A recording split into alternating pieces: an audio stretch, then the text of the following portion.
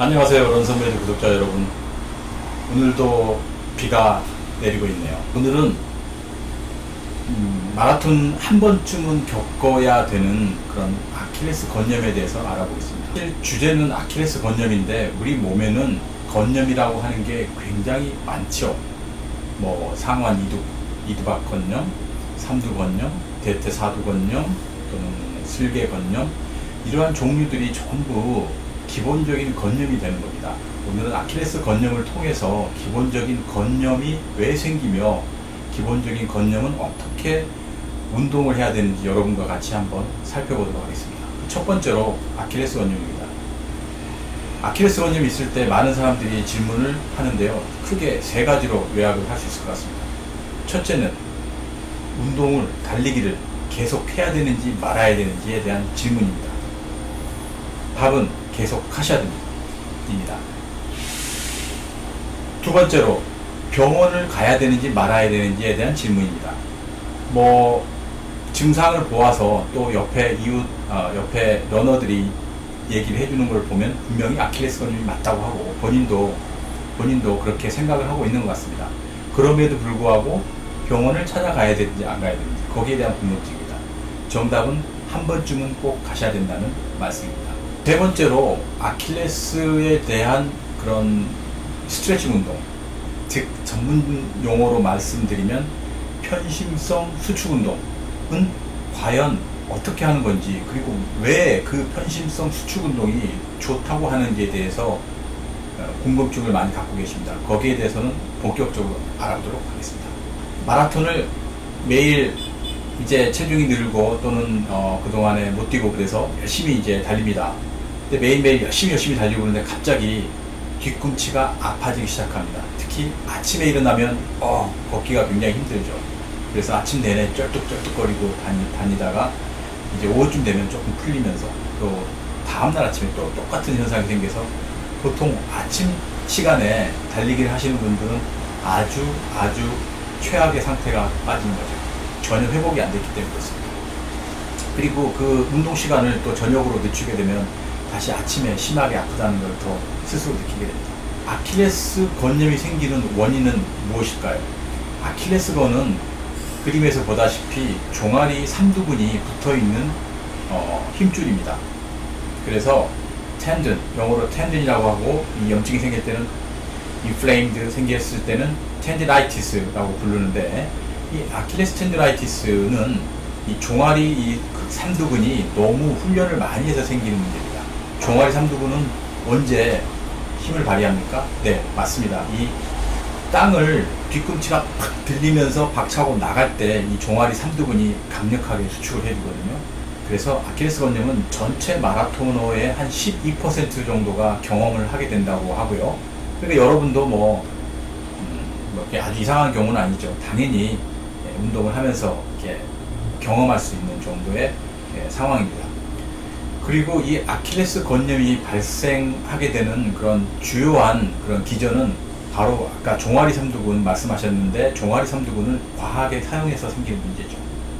그래서 종아리 삼두근은 이 뒤꿈치가 땅에서 떨어지면서 박차고 나갈 때 쓰는 근육이라고 했는데, 그래서 많이 발생하는 사람은 여성에 비해서 남성이 압도적으로 많고, 그 다음에 남성 중에서도 빠르게 뛰는 걸 좋아하시는 분, 그리고 언덕길 훈련을 좋아하시는 분, 그리고 약간의 논란이 있지만 포어풋 스트라이크를 즐기는 분, 즉 앞구리가 땅에 먼저 착지되는 그런 동작을 즐기시는 분이 잘 발생하는 것으로 되어 있습니다. 여기에 대해서는 논란이 있습니다. 그래서 저는 반대 의견인데요. 어쨌든 문헌에는 이렇게 포어풋 스트라이커가 아킬레스 건염이 많이 발생한다라고 되어 있습니다. 이렇게 생긴 그런 아킬레스 건염을 해결하기 위해서 병원에 가야 되는지 말아야 되는지에 대한 질문이 많은데, 한 번쯤은 꼭 병원에 가시기를 권합니다. 이유는 간단합니다. 엑스레이를 찍어보고 초음파를 보시라는 거죠. 엑스레이에서는 뒤꿈치 뼈에 생긴 골국이 있는지를 꼭 확인하시고, 아킬레스 건 자체에 석회가 끼었는지를 꼭 확인하시라는 겁니다. 그래서 여러분은 그냥 단순하게 아킬레스 건염이라고만 알고 계시는데, 실질적으로는 아킬레스 건염, 보통 얘기하는 아킬레스 건염이 아니고 그리고 뒤꿈치뼈, 즉 힐본에 붙어있는 부착부 염증인 경우가 가끔 있습니다.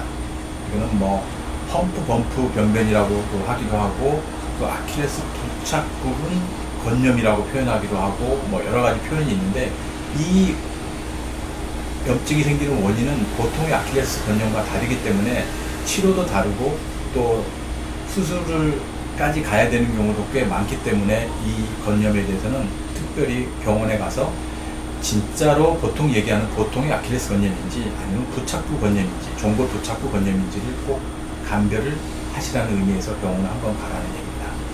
병원에 가시면 보통은 먹는 약, 소염제를 주든지 체외 충격파, 이온 치료 뭐 이런 등등을 하면서 염증 치료를 위주로 할 겁니다. 좋습니다. 그거는 병원에 따르는 지시대로 하시면 될 것 같고요. 제가 말씀드리는 거는 혼자서 자가로 집에서 열심히 할 수 있는 스트레칭 운동 방법에 대해서 기본적으로 설명을 드리려고 합니다. 편심성 수축 운동, 영어로는 eccentric contraction exercise인데요. 이 편심성 수축 운동은 원심성 수축 운동에 비해서 아주 강력하게 이 힘줄에 대한 그런 에너지 보존을 위한 그런 역할을 하게 됩니다. 쉽게 말하면 건의 치유 역할을 한다는 거죠. 그래서 재활 운동의 가장 기본이 되는 것은 바로 eccentric contraction exercise가 됩니다. 그래서 말은 이제 굉장히 쉽죠. 편심성 수축 운동을 하면 되는구나. 그래서 편심성 수축 운동이 뭔지에 대해서는 이제 쉽게 알 수가 있는데, 그렇다면 각각의 몸의 어떤 다양한 부분에 건염이 생겼을 때 각각 어떻게 편심성 수축 운동을 해야 되는지는 상당히 어려운 문제고, 또 많은 유튜버들이 제대로 소개를 못하고 있어요. 그래서 오늘 제가 나서서 편심성 수축 운동이라는 거는 기본적으로 어떻게 해야 되고 어떻게 치유 비전이 생기는 거에 대해서 말씀드리겠습니다. 편심성 수축 운동은 보통의 우리가 근육이 수축한다 그러면 원심성 수축 운동이죠. 즉 근육의 길이가 짧아지면서 그 근육이 일을 하게 되는데, 지금 말씀드리는 운동 방법은 근육의 길이가 늘어나면서 그 근육이 운동하는 그 방법입니다. 네. 그래서 이 근육이 늘어나면서 운동을 하는 방법은 그 근육의 자체에 대해서는 에너지 컨섬션이 아니라 에너지 컨저브를 한다는 거죠. 에너지를 쓰는 게 아니라 에너지를 보존하는 역할을 하면서 이 힘줄의 힐링 프로세스를 자극시킨다는 그런 이론입니다. 그래서 이미 아킬레스 건염이 있을 때는 이렇게 발판 위에 올라가 가지고 뒤꿈치를 내리는 이런 운동이 굉장히 많이 알려져 있습니다. 제가 지금 보이는 비디오를 보시게 되면, 그런데 일반적으로 알려져 있는 이 편심성 수축 운동이 약간의 여러분에게 오해를 불러일으킬 수도 있는 부분도 있어서 좀 자세히 설명을 드리면, 일단은 아킬레스 건이 수축하는 원심성 수축 운동을 하게 되는 거는 금지를 해야 되는데, 이 바로 원심성 수축 운동이라는 게 아까 얘기했던 종아리 삼두근이 짧아지면서 하는 운동입니다. 바로 뒤꿈치를 들을 때 종아리 삼두근이 짧아지면서 운동이 되는 거고, 바로 이 운동 때문에 아킬레스 건염이 생기는 거기 때문에 반드시 지금 화면에서 보듯이 뒤꿈치를 들어 올리는 동작에 있어서는 지금 오른쪽 발에 힘으로 올리셔야 되고, 내리는 동작만이 중요하다는 걸 말씀드리고 싶습니다. 내리는 동작에서 천천히 내리면서 바닥 끝까지 뒤꿈치가 닿은 거를 확인을 하게 되면 다시 올라갈 때는 오른쪽 발을 이용해서 올라갑니다. 그리고 이 올라가는 그게 어떤 책에서는 아주 맥시멈으로 뒤꿈치까지 올려서 내리라고 하는데, 제가 많은 환자들을 분석해 본 바로는 보통의 뉴트럴 포지션, 이 중립위 자세에서 내리는 운동만 하시면 가장 좋습니다. 그래서 이 책의 두께가 지금 7cm로 측정이 되는데, 이 7cm의 높이를 뒤꿈치를 낮추면서 바닥을 닿는 거죠. 네, 그리고 손은 항상 벽이나 옆에 기둥을 잡고 있어서 넘어지지 않도록 하셔야 되고, 이 책이나 어떤 발판 또는 없으면 계단도 좋습니다. 물론 계단은 뒤꿈치가 다 닿지 않는 거라서 어쩔 수 없는데, 계단도 뒤꿈치를 쭉 내리면서 한 5cm 정도 뒤꿈치가 내려갔다 생각하면 반대 다리를 이용해서 다시 뒤꿈치를 들고 다시 내려가는 동작, 요거를 규칙적으로 해주시면 됩니다.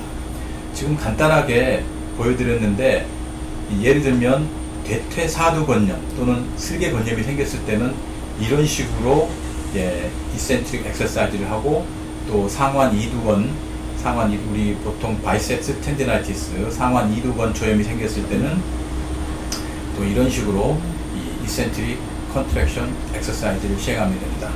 자, 이 운동을 여러분이 매일매일 해주신다고 그러면 아킬레스 건염은 정말 완벽하게 예방이 될 것으로 자신하고요. 또 이미 아킬레스 건염이 생겼다고 하면 이 운동을 꾸준히 해주시면서 여러분이 병원 치료를 병행하신다고 하면 완벽한 치료가 될 거고 다시는 재발하지 않을 것입니다. 두 번째로 이 운동을 하는 동안에 굉장히 아프시다고 하면 어쩔 수 없이 달리기는 조금 쉬어가는 수밖에 없습니다. 대신 사이클링과 이 스위밍에서 발차기 운동, 힙한 잡고 발차기 운동 이런 걸 통해서 하체에 그런 근력 운동을 꾸준히 해주셔야 됩니다. 이 근육 운동이 꾸준히 안 되고 나서 너무 충분히 쉰 다음에 다시 달리기에 도전을 할 때는 또 다시 아킬레스 건염이 발생을 합니다. 그래서 지금 지난번에도 말씀했듯이 크로스 트레이닝 운동을 통해서 안 아파지는 동안에 아픔이 낫는 동안에 다른 운동을 병행을 하면서 이제 상당히 아픔이 통증이 해결이 되면 다시 본 운동으로 돌아가서 하시라는 거고, 일단은 매일 10km씩 달려서 이 문제가 생겼다고 하면 처음에 이 킬로수를 좀 낮추셔야 됩니다. 그리고 좀 낮추신 다음에 다시 천천히 스텝 바이 스텝으로 이 증량을 해야지 갑자기 하루아침에 너무 많은 증량을 하게 되면 다시 또 아킬레스 건염이 찾아올 수 있습니다. 자, 여러분 오늘 중요한 그런 이센트릭 컨트랙션 엑서사이즈에 대해서 배웠는데 굉장히 중요한 얘기입니다. 마라토너가 아니더라도 이 아킬레스 건염이 생기게 되면 이 운동을 해주시면 됩니다. 주위에서 이 아킬레스 건염으로 고생하고 계신 분들에게 여러분 꼭 추천해 주시기 바랍니다. 이 얘기를 통해서 많이 도움이 됐기를 바라면서 이상으로 마치겠습니다. 감사합니다.